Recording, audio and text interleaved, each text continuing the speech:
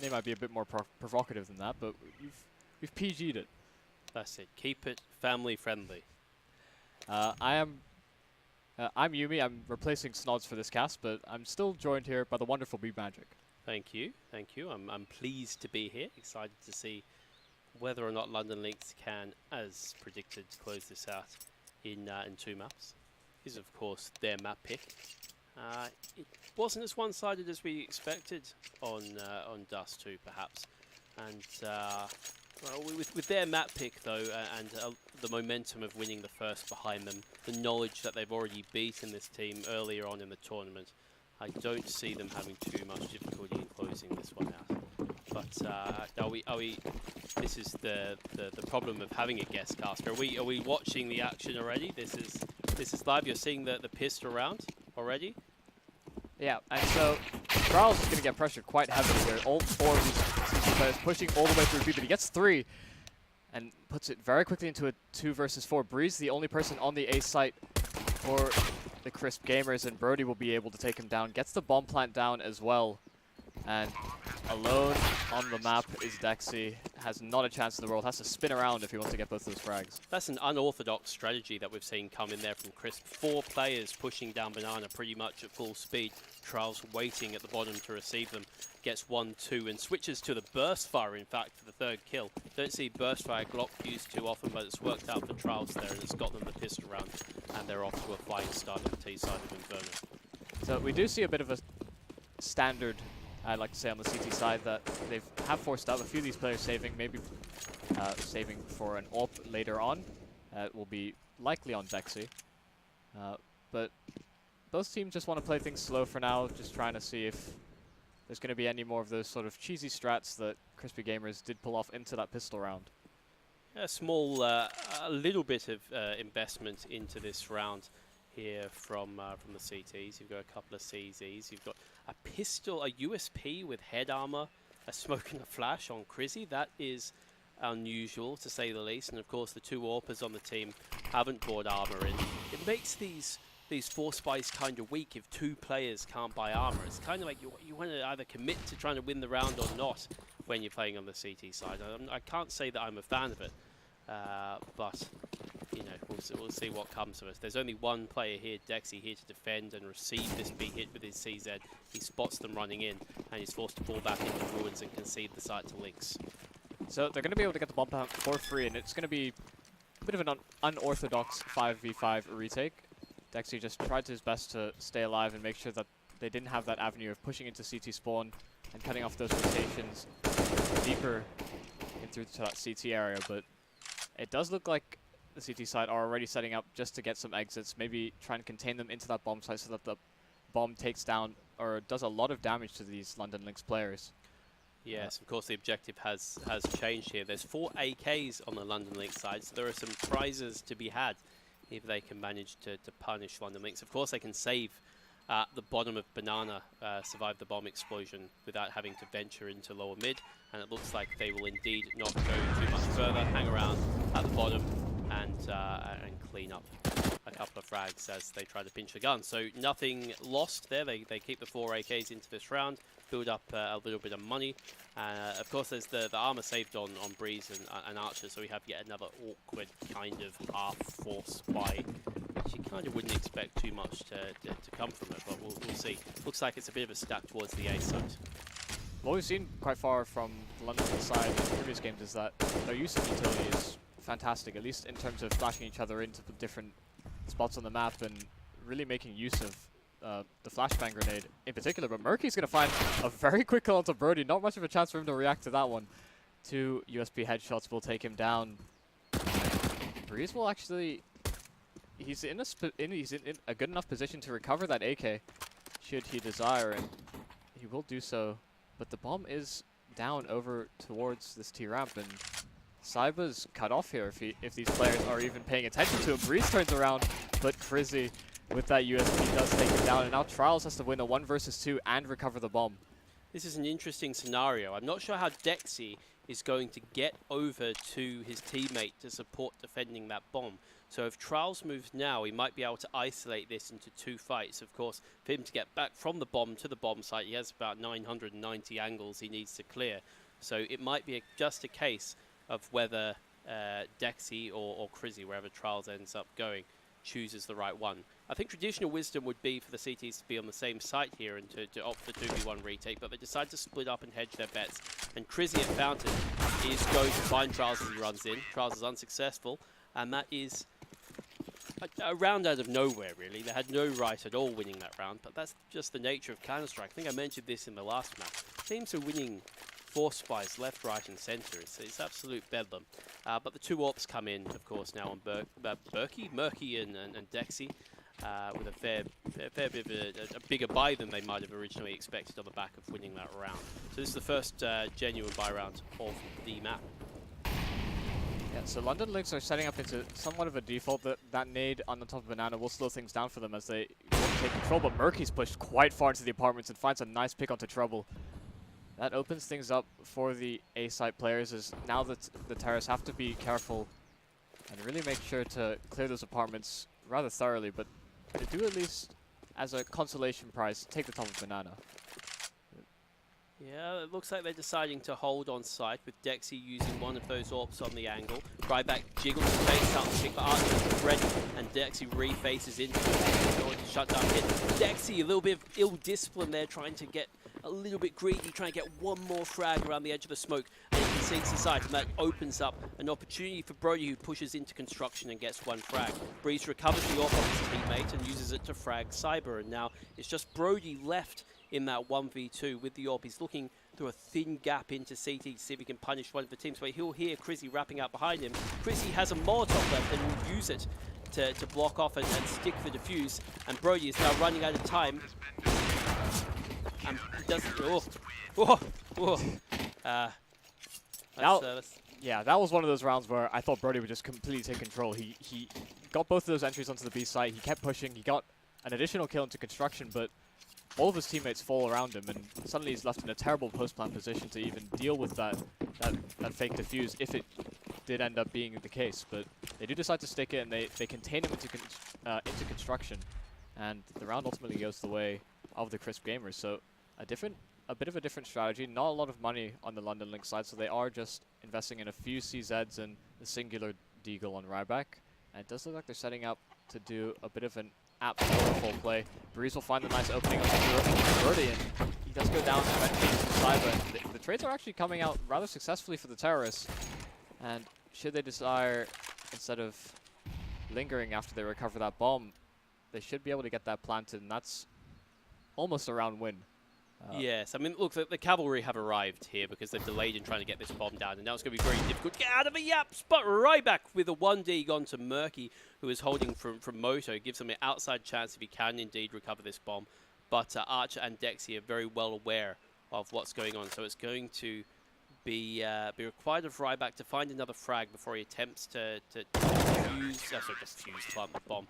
Archer manages to find him trying to skulk round to log A. And that's a 3rd round on the board. For the underdogs, I think, of this contest, I think it would be fair to say they're off to a pretty decent start.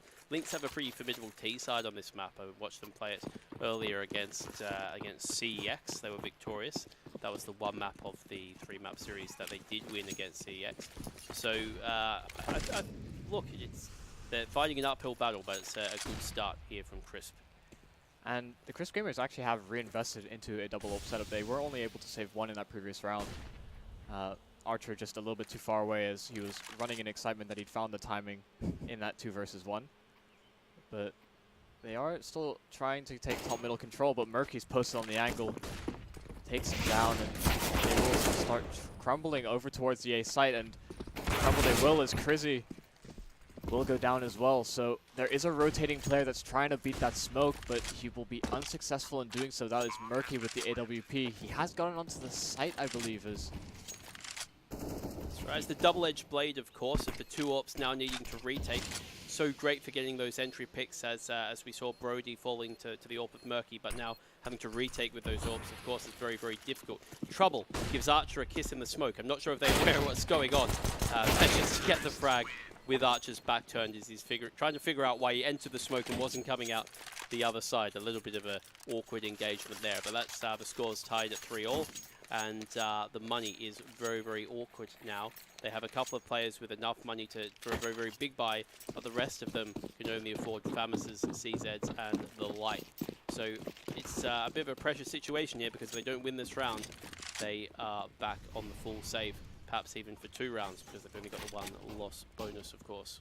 And strangely enough, despite the fact that they have this sort of weird buy that you highlighted, they're not doing anything specific to the buy in terms of setups. They're allowing these players to sort of play the sites how they deem fit, and they don't have a lot of utility to deal with this early aggression that London Lynx have put over towards top banana. They have smoked off the entrance, so that should delay things for the terrorist side, but the 3A players have no coming in. The Molotovs come in all across the B site, and the players start running in before the trigger flashes, but Dexy and Archer somehow managed to scramble a couple of frags, but it's a 2v2, and that's their quality weapon gone. It's only a 3v3 retake onto the B bomb site, which is notoriously difficult to do. There is at least Ruins control held, which gives them a platform to start that retake from, but not really much utility to block off any angle. So they're going to have to get through if this is going to happen. No kit as well, of course. Trouble finds the first onto Murky's. He tries to retake the bomb site from construction. Chrissy is next in line. Spots an AWP holding in Banana, and there's probably no way that this is possible now unless Lynx make a catastrophic mistake. So the objective has changed once again to saving weapons, saving that armor, seeing if they can pinch an exit frag. Breeze, however, is probably stuck in construction now, so he has no choice but to take one of the Lynx players with him in Ryback and try to cheese it down Banana. Oh, how has he managed to save that? He must be wearing fireproof boots. And I don't know what Trouble's running back into. Trying to recover an AK, trying to. He obviously has noticed Breeze has stayed alive and tried to prevent him from saving the weapon, but he's just given them back another one. He hasn't checked the angles that are probably necessary for Breeze to stay alive in that situation, but that does mean he has an AK going into this round, and he should be the critical player if you're looking for Crisp to win this round. Chrissy does have a CZ and armor still, as well as a smoke, so he can delay a little bit of the aggression should London Lynx go over towards his site.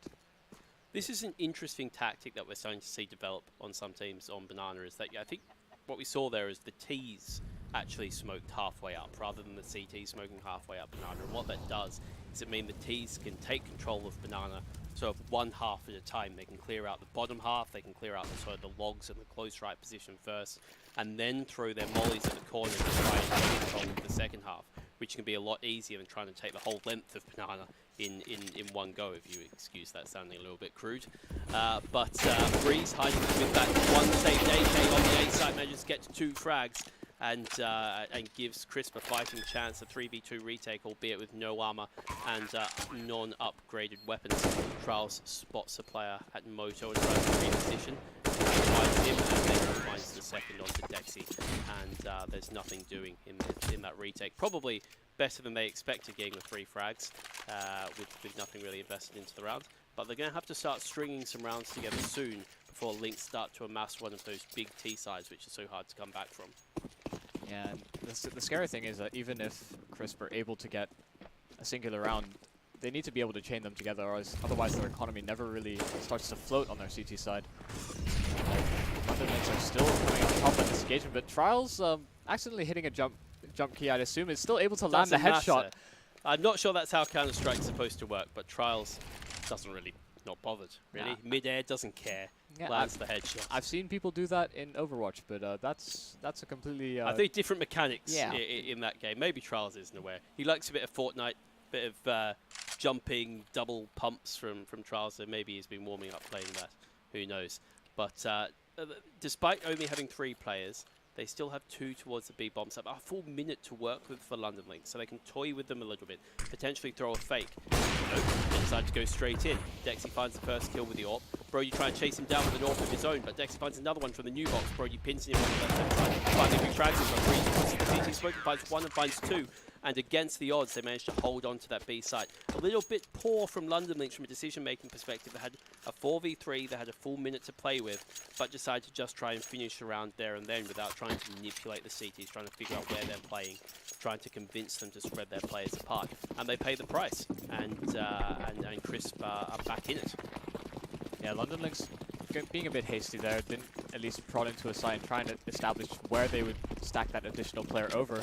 But it does look like they're just going to go straight into the B-bomb site. Talk about hasty, this is definitely as hasty as it gets. Ryback gets both kills with the CZ, and that's the B-bomb site completely conceded for the CT side. But that made almost connecting, but Ryback evades death, still surviving on 6 HP. Murky does get a nice kill onto Cyber in the meantime, moving into this construction, but Ryback's in a bit of an awkward position.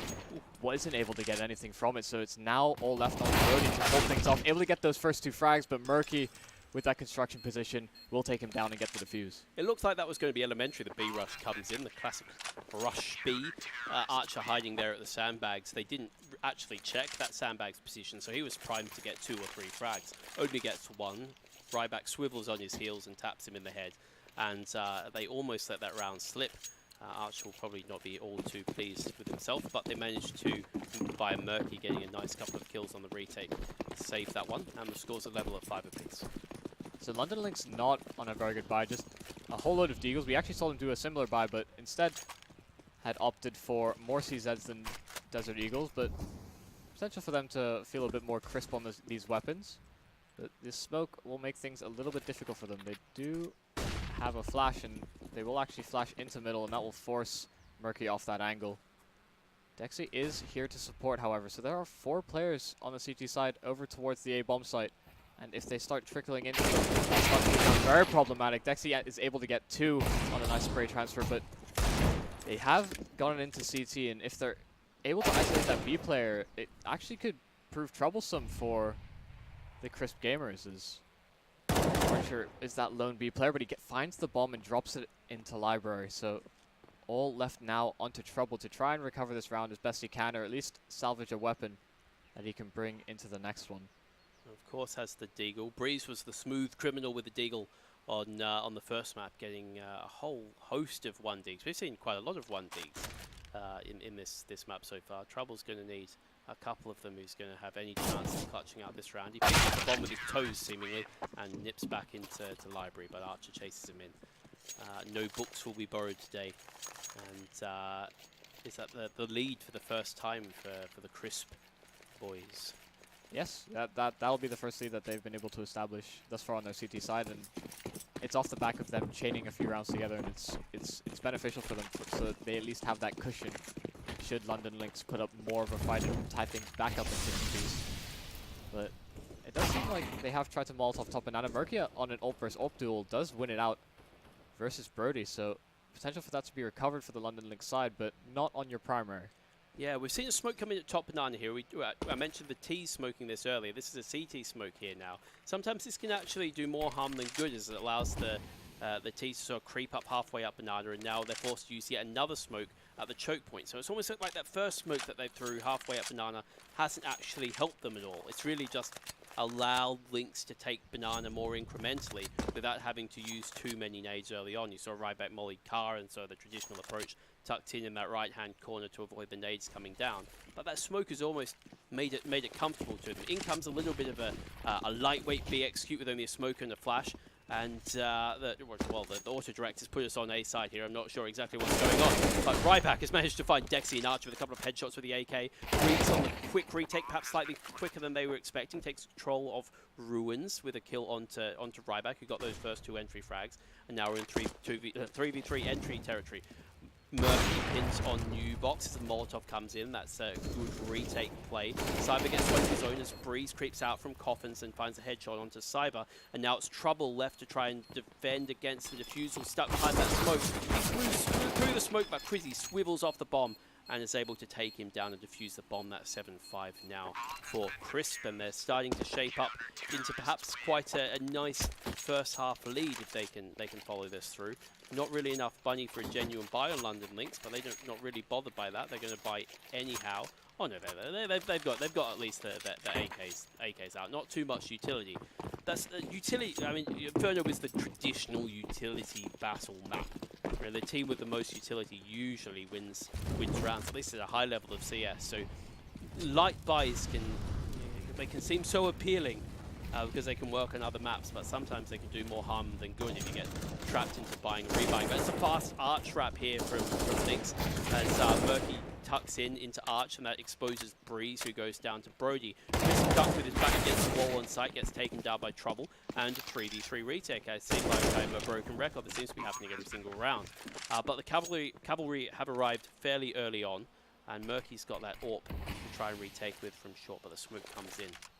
And London Lynx have maintained apps control as well into this, so they have the bomb planted, and they have that player that will try and hold for this flank, and Dexy is actually on that flank, so that is a potentially important fight for them, as Trouble will actually go down to another avenue of attack for these CTs coming up short, but Trials is making this so difficult for them. Murky, with his ult, is very troubled in this instance. He does switch out to the P250, gets that first kill, but he has no idea where Ryback is, and he's on a big defuse, and Ryback will close things out for the London Lynx, bringing things to 7 apiece. You talk about Counter-Strike being about the little things, and what we saw from Trials there is he was playing in the pit underneath balcony, and what he did is he looked down and tucked into the pit rather than refacing that player retaking from short. What that means is with the bomb ticking into the late stages of the bomb plant, that player has to move all the way into that pit before he gets the frag, before he can even start looking for the second player. And then he found himself with no time to play that remaining 1v1. So it's really intelligent player from the young star Trials. Yeah, the small mechanical things that you can do to extend the time that he has to commit to a fight is so important, but Crazy in the meantime, they have such an aggressive apps presence for the CT side, and it's working out wonders. Breeze able to get a frag as well, but they have the bomb on the site should they decide to plant it, and it will go down.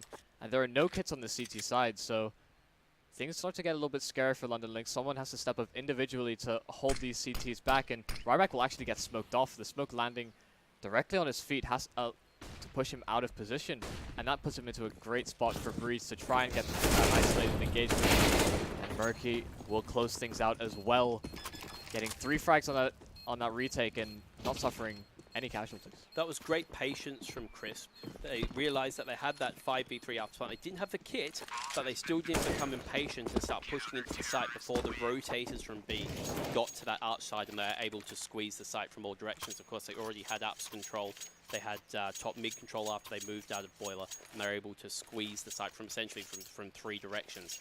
And Lynx were just stuck there in a little ball, and they're unable to hold on despite having the superior weaponry. And for their sins, they're having to force buy into the last round of the half. And there's something that I really don't want to buy like this to work for London Lynx. They don't have much utility. They have very limited weaponry as well. The best weapon being Cyber, but I don't really rate the Galil that highly, so things could get a little bit dicey for them if they get into extended engagements with that weapon. But he will be the one to try and open things up. He has gotten quite close to the top of middle, and they're just trying to see if these CTs will aggress and maybe try to open things up and shift how London Lynx have been playing and really get in their heads. Yeah, look, we've got a double app setup here, which is probably against traditional wisdom, against a force buy, while you electively play close range against the CZs. But they're not going there, so it could actually work out in their favor, and potentially they can lurk out Boiler behind them. But Ryback is going to almost flank E.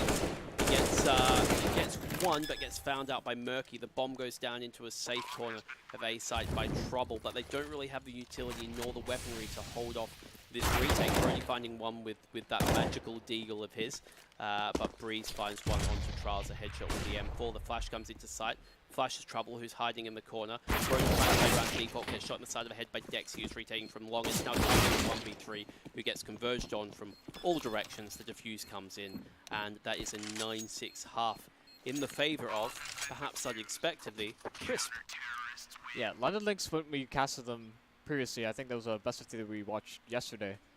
They did also pick Inferno in that best of 3, and they got off to a really good start on their CT side. So I do have high hopes that London Lynx will be able to replicate that type of performance, as they sort of do a lot of these measured aggressive plays on their CT side that we didn't see the likes of Crisp Gamers go for much on theirs.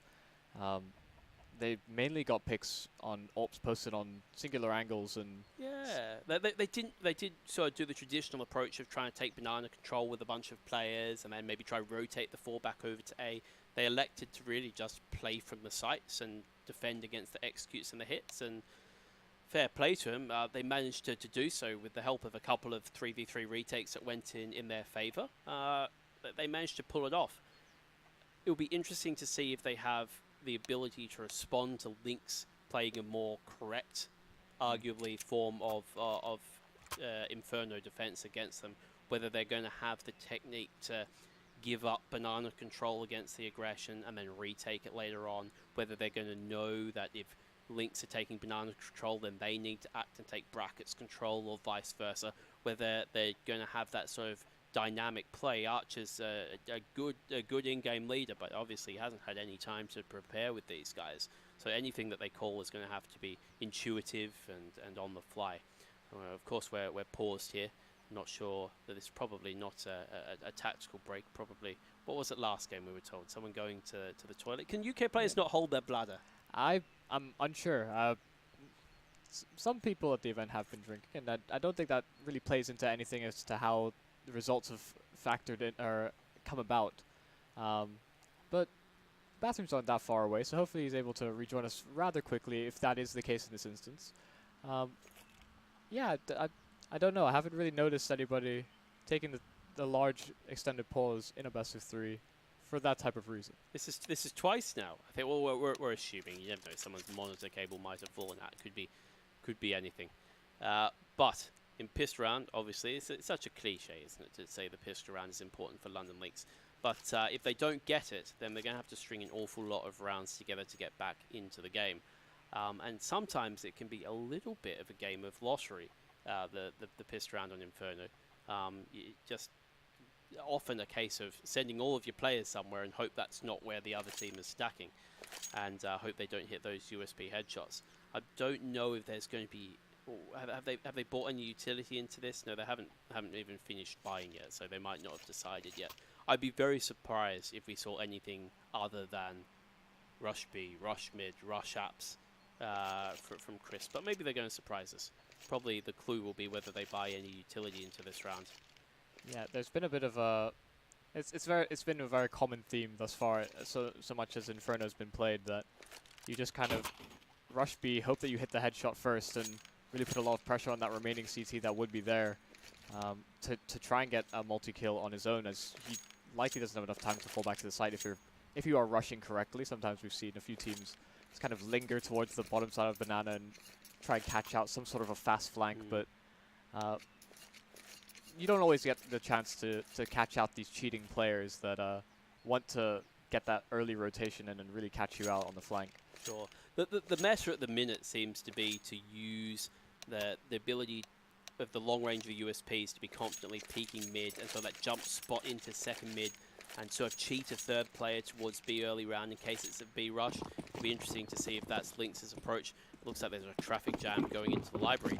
This is a completely different CT pistol than I've seen from most teams. In fact, they're sending only one towards B, and they're stacking the players over towards A site. And whether by chance or by design, it looks like that might play off. And despite the utility coming in from Archer to try to fake the B hit, Trouble punishes him, and now they have absolute 100% confidence that the hit's going to come in on the A side, and that's where they have all the players. Ryback gets one, Breeze jumping with a CZ, finds another. Cyber is back against the wall, and Pit Murky finds him, and now it's 2v2. This is looking like a very good read by London Lynx. They've completely read the situation perfectly, as the terrorists were trying to fake over towards that B bomb site, but Trouble on that rotation through library gets caught out by Breeze, forcing Brody into a 1 versus 2. The bomb has to make its way onto the site, so the pit post-plant position isn't as big a factor as it would have been if Breeze had had it on his back. But they will double peek to see if they can catch Brody out. and they will be successful in doing so. Murky takes him down, and Crisp get the pistol round. Yeah, that was a little bit risky in that 2v1. Breeze was exposed to both the left to right angle from long and to library at the same time, and Murky was just out in the middle of nowhere. So Brody's been known to hit some headshots. So if he found Breeze with the first headshot, then Murky was really in no man's land. Fortunately, they managed to close it out. Despite the stack from London Lynx on the A side, the pistol round goes to Crisp. So the force spike comes in, 2 scouts. But Murky at long range with that Mac 10 will find Cyber. He didn't have head armor, so just pops his head like a fly. Or would you even pop a fly? That doesn't really make much sense. I don't think you do. Yeah. I'm not sure. So you swat a fly. Yeah. So we can say you got swatted. I'm not sure. I'm not sure. That's one of the scouts gone. They haven't even recovered it. Did that go into banana? I'm not sure. But that does mean that the London Lynx side are at 2-2 apiece. They're not sure as to where these Crisp gamers are going to be going just yet, as nobody on the CT side is being aggressive enough to have that information. But as Murky takes contact at the top of middle, a rotation should start coming out from the London Lynx side, but 4 players have converged up, and a 5th one will join them with the bomb, as Murky and Crizzy will enter the site, and absolutely nobody left on the CT side. They're close enough to catch out any of these remaining players, as Breeze will take down Trials in the arches. Yeah, Counter-Strike could be a funny game sometimes. We saw a smoke at Moto. At Moto there, that was obviously part of their little A-kit. And there was a flash that was also thrown, designed for that Moto player, I assume. And Ryback actually got killed through the edge of that smoke. So by missing that smoke, which is usually something that annoys an in-game leader, that's managed to find them a frag and allow them onto the A site. It's a silly game sometimes. Yeah, not quite a situation where we'd be cautious to say that that was by design. It's definitely worked out to their favor. That would be optimistic to say that was by design. Ryback losing his gun in ruins as Breeze hunts him down. Not sure why they were hunting the CZ off him. I suppose they've taken his armor away. And the full eco now from London Lynx. So this is a free 12th round. I say free. We've seen these rounds won before. But this is pure USP. So I don't have a hat to win, so I'd probably eat it if London Lynx were able to win this round against 3 SMGs, which will really shred through the no armor of Lynx.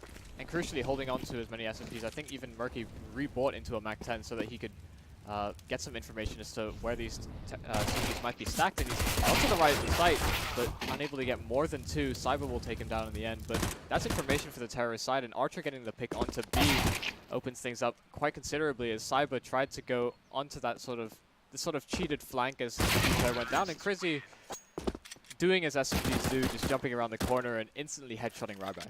We need a jumping headshot counter on the stream or something like that. That might be 2 or 3 this game already. Maybe they've been practicing them. I'm not sure if that's even a thing. But look, a good money farming round there. Look at all that cash on the Crisp side.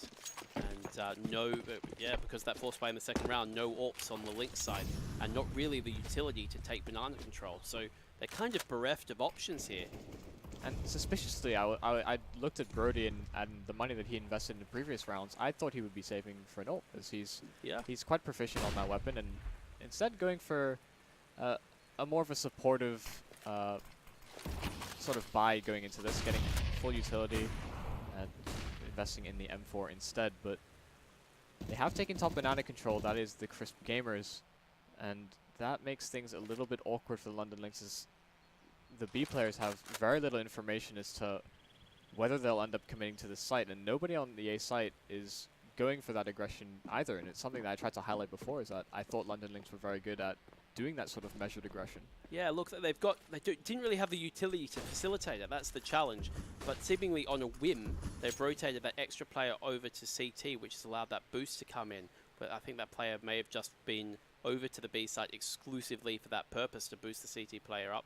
And now he's sort of going to play that quick rotate position from Speedway, which leaves the A site slightly vulnerable. But that's fortunate, because that doesn't seem to be where the majority of the Crisp players are.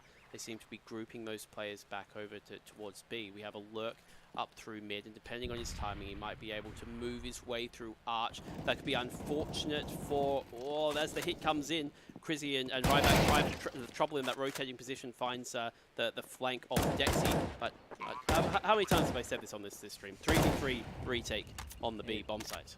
They're able to get the trades almost consistently on both sides, but the retakes going the favor of Crisp Gamers more often than not, and see if they're able to capitalize on this. Trouble gets the first, but Murky with a nice trade himself.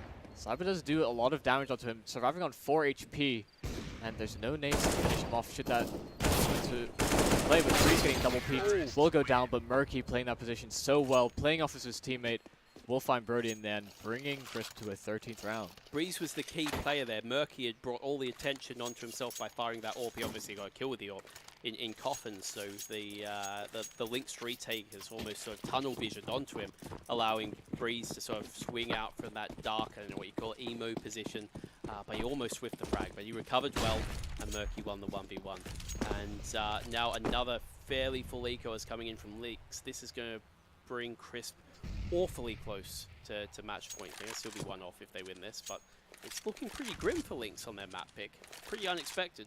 Yeah, but we do see a little bit of a shift in how they want to play their CT side versus how we saw Crisp in these rounds set up.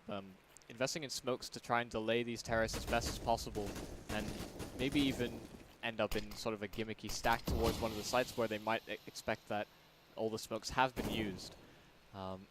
So winding the clock down is the name of the game for them, so long as they don't give up an early kill, but Crizzy will find one himself, and that's the type of kill that you don't want to give up if you're London Lynx, considering he still had a smoke, I think, to work with on him. Yeah, I'm not sure what he was going to do with it, though. Look, I want to point out here, I've had this argument with another veteran of the UK scene, obviously much more experienced than me and Imi, who advocates for force buying on the second round of CT Inferno if you lose it. But we saw, after they lost that round, how poor quality their buy was of that first buy round. They had M4s, not all the players had full utility. That meant they didn't have the option to go for that aggressive play, get that map control early, and to hold the site late. And that's essentially put them into this situation where they're again ecoing, they're giving up the 14th round of the game, and there's some sort of miracle that doesn't actually finds 2 as they jump through the smoke without any assistance. And it's really put them, before you know it, you're down 5-0 in the half, and Lynx didn't have the rounds to afford that happening. So if I were the decision maker, I would have been just giving up the full eco on the second round, making sure you get that big juicy buy on the 4th round, and trusting your processes as the better drilled team.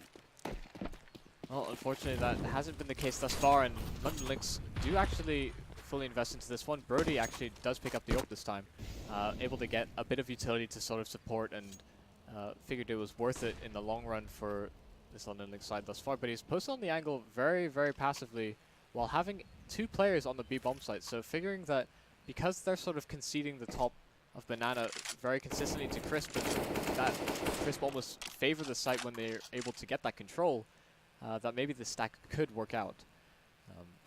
Yeah, I mean the name of the game on Inferno is to try find a way to get an extra person over to the right side, whether it be getting control of Banana, leaving an AWPer behind, and then cheating a rotate over to A, or getting some information about second mid and cheating an extra player over to B. That's sort of the name of the game of Inferno, and using your utility to do that at the right times. This is probably the less optimal approach of just sitting on site and using your utility and hoping you can beat the execute of the other team. When you don't have as much utility, then you really have to be good at making sure that you use one of your pieces of utility to block 2 or 3 of the other teams. So you're putting yourself at a disadvantage by coming into these rounds with fewer utility. But sometimes you have no choice. Trouble with a cheeky pick into apps on Crizzy. Now that's important information that he was there alone. That might help the Lynx get an extra player over towards B, which isn't where they're going. So that might actually be a false blessing. They don't fall for that mistake. Anyway, they leave 3 on the A side as the hit comes in via short. Dexy finds the first, and Archer and Breeze with frags following up quickly thereafter. But Ryback and Brody answering with frags on their own. 2v2 after plant this time. AWP on Murky and AK on Archer. No utility on either side, so it's just going to come down to frags. Just the tip is being shown by Brody out of the library. Whether that's a deliberate bait from Murky, I'm not sure. Or whether it's just laziness or Murky legs the jump out of library. Tucks into the side, hits a great flick onto Brody, picks out again and gets a second onto Ryback. That's fantastic close range AWPing from Murky, who's been really impressive this tournament with the AWP. Puts them onto match point 15-6, long way back from London Lynx here. Not a lot of money, not a lot of utility, backs against the wall. And we see some standout performances from Breeze and Murky in particular. They've come up big in getting multi-frags. Almost on their own. They do play off each other quite well, and they are trying to sort of divert the attention of these players when they do come into fights with them. And we do see London Lynx backs against the wall now. Have to try and do something. I'd like to see them do something a little bit more aggressive and actually take a risk early on into these rounds, as they're kind of allowing Crisp to do whatever they want on their T side, as they're not taking control of things like apartments aggressively. But we do see a different setup from them this time, as there are 2 players set up into that side of apartments. But Crizzy has gotten up towards top banana, but Saiba should be able to get this frag onto Dexy, as he's a lot closer than he should be expecting. And just like that, it's into a 3 versus 4. The bomb is still down and in a position where it is recoverable, but that means that all these players are extremely spread out on the Crisp side. One of them actually lurking all the way to library. If that is the case, he could actually backstab these 2B players, so that may be where the call is going to land for the Crisp side. London Lynx are unsuspecting of this being a possibility as Breeze starts walking up. Ryback does look like he's turned from it, but I'm not sure if he's turned in the fact that he suspects this flank. Wow, this could be a match-winning flank from Breeze here. He's completely unaware. He's going to clean up 2 kills. Oh no, he's almost whiffed on the first one. He gets Ryback. That's the kind amongst the pigeons as Archer now pushes in from Banana. It's now a 2v2. They're probably left scratching their noggins as how he's found his way into CT spawn there to get that frag. And yet another afterplant on the B bomb site. Only 1 point of health from Breeze. He'll be disappointed he didn't clean up both of those frags from himself. The rotate and retake comes in very early from Banana, from Trouble and Cyber. Breeze tucks himself in with his 1 HP in Ruins as onto site for the first kill onto Archer. It's now all on Breeze. Legendary flanker doesn't get the job done, and Lynx live to fight another day. And it's important that they get those frags as early as they do when retaking that site, because no kits on either of those players, and things start getting very, very difficult if they do end up playing time on the Crisp side. But getting a little antsy, Breeze on such low HP tried to make the best go of it, as he wanted to get that isolated engagement when that player was tapping the defuse. But unable to do so, and the HP not favoring him, it will just be another round going the way of the London Lynx. I'm still a bit skeptical that London Lynx will be able to pull this back, despite this being their map pick. It's a long way back, but it looks like some of that aggression you're asking for is actually coming in here. They're sending 3 players towards Banana, and they're going to attempt to take Banana control, which is indeed where the majority of the Crisp players are, at the bottom of Banana, so we might have a bit of an engagement here. Trouble tucked in at Sandbags. That could be dangerous if you see 2 players on the corner and forget to check that spot. And indeed they come in, and the wide swing out of Sandbags only is good for 1 kill. And the B side has been somewhat unlocked. It depends whether they have the awareness that there could be an extra player on the B bomb site, but they don't hit it straight away, which I think is the wise move. With a minute 10 left on the clock. We saw Lynx made a similar mistake when they opted to try finish the round too early. It looks like Crisp are taking a better approach of trying to manipulate the rotations of London Lynx. And you see Brody on that rotate. He was about to go over towards B, but probably gets a call from his teammate that he has absolutely no idea whether they're committing into the site. And instead, all these nades being thrown should start ringing the alarm bells for the London Lynx. Brody finds one, and Cyber will get the other as they come up short. Gets the nice flick onto Murky as well, sealing an 8th round for London Lynx. And they survive with 3 alive, and that's the magic number for at least building at least a little bit of an economy buffer on your CT side. Yeah, they've got something to work with here. Look, at 7 rounds, this is still a long way back. It's only 1 mistake. You asked for some map control, some aggression. We saw that from Lynx. Didn't work perfectly, but at least the intent was there. Yeah. And that's sort of the way that we'd both like to see them playing this CT side. It's the way that you'd expect to see them playing, considering this is their map pick, they're a team. They've obviously got to have something prepared for them to be picking this map. So it's weird to see this. Look, they're back at it again. They've regressed back to just sitting on site. At least they've got the utility to throw. You'll see Trouble there sitting at that first route position. He's repositioning now. He's sort of playing anti-flash. The typical wisdom here is you have sort of the one guy taking the contact and the second guy holding a flash out or a Molotov out to try and counter that hit as it comes in. So it remains to see if they can do that effectively. But as we've highlighted in previous rounds, Crisp get top of banana for next to nothing, and London Lynx are not going to be able to cheat or rotate over. And you said getting that third player over to the site is so crucial, but maybe they don't need the third player. Prowl's going to line up 3, but unable to convert on that last frag, only able to get 2, and that will leave one of these players for the London Lynx stuck behind us smoking construction. But all of these CTs are rotating through spawn, and Crizzy is on a huge flank, catches out Trouble, gets the nice one-tap on the Cyber, brings it very quickly onto a 3 versus 2, and this makes things so incredibly awkward for those CTs trapped inside construction, as both sides that they exit are met with a terrorist, and Breeze will push Ryback into a 1 versus 3, has it all to do for this London Lynx side, and he won't be able to find anything further from it. The game ends at 16-8, and Crisp take the map pick of London Lynx on Inferno. I don't think any of us saw that one coming. I think